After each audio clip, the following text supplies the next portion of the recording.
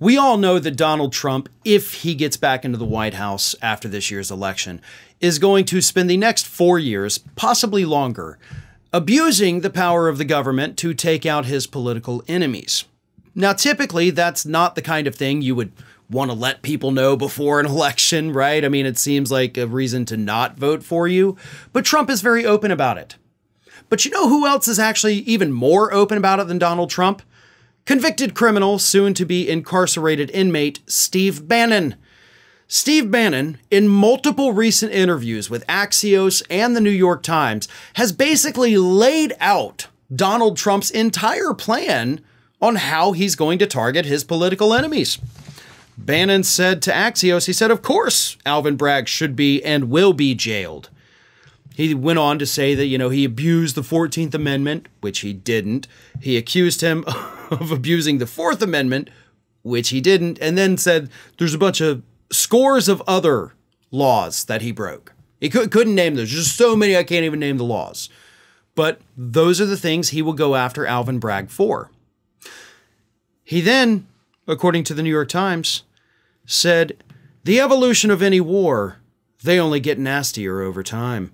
There are dozens of ambitious backbencher state attorneys general and district attorneys who need to seize the day and own this moment in history. He says they're going to go after them, quote, one by one. All of these people, whether it's Biden or Hillary or Bragg or Fani Willis or Tanya Chutkan, Jack Smith, all of them, one by one. Now, as I mentioned, the big problem there, of course, is that you don't have actual crimes committed. You're making that up. Alvin Bragg did not violate the 14th Amendment, the 4th Amendment, or scores of other laws. So what Trump will do, and I'm assuming with Steve Bannon advising him, is he's just going to appoint a special prosecutor, a hand-picked crony to go out there and pretend that these laws were in fact violated. That's how they'll do it.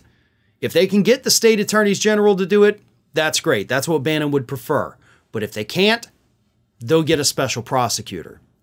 The problem Steve Bannon has, though, is that he'll likely be watching all of this unfold from prison.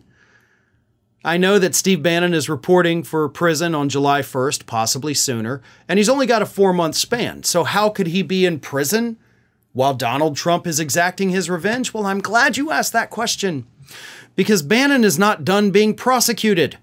In fact, Alvin Bragg himself will be prosecuting Steve Bannon later this year. That trial is supposed to begin in September for the kind of money laundering charges that he has against him for the We Build the Wall scam, the very thing that Trump had to pardon him for. And according to the United States Supreme Court, the acceptance of a pardon is also an admission of guilt. So not looking good for Bannon in that case. So you can talk a big game all you want, Steve. The fact of the matter is, Trump has to get back into the White House before he can exact his revenge, and the polls aren't exactly shifting in his favor. And not to mention the fact that no matter what happens, you're still going to be going to jail. Possibly for a hell of a lot longer than you originally thought. Well, folks, we have crossed that 1 million subscriber milestone, but rest assured, we are just getting started here at Ring of Fire. So if you're not already, please do subscribe to the channel and make sure to like, share, and comment on the videos.